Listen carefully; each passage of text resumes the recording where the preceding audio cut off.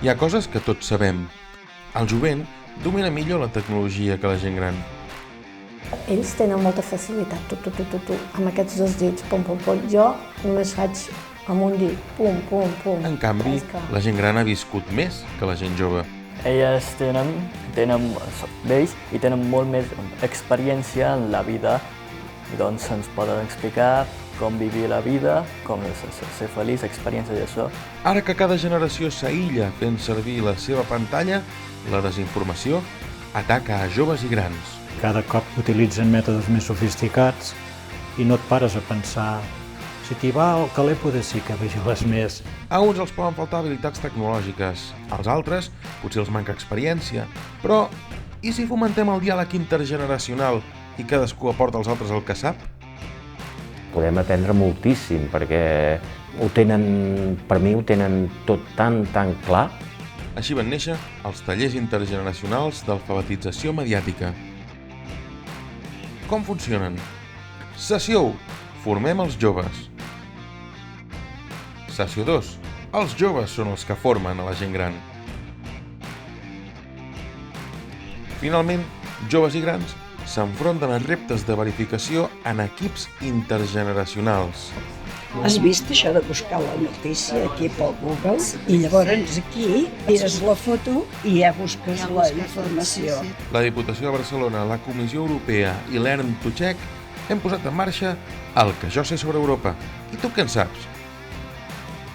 L'objectiu és combatre la desinformació, fomentar els valors democràtics europeus i ampliar el coneixement sobre la Unió Europea. Qui és la presidenta de la Comissió Europea?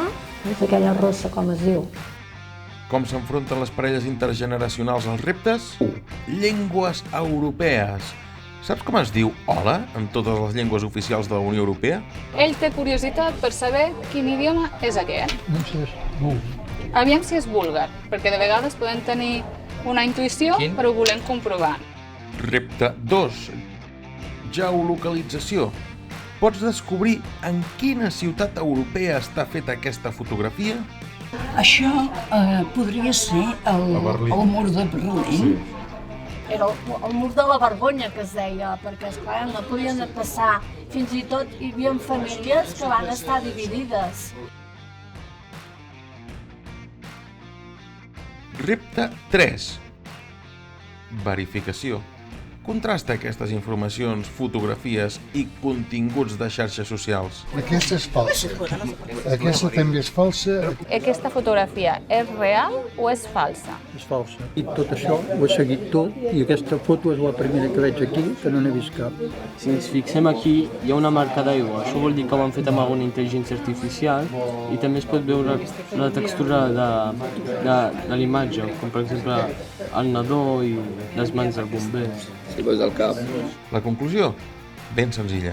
Els problemes que ens amenacen a tots els resoldrem millor entre tots. Ha de sortir una nova generació que puguin arreglar coses. Jo amb el jovent hi tinc molta confiança, molta.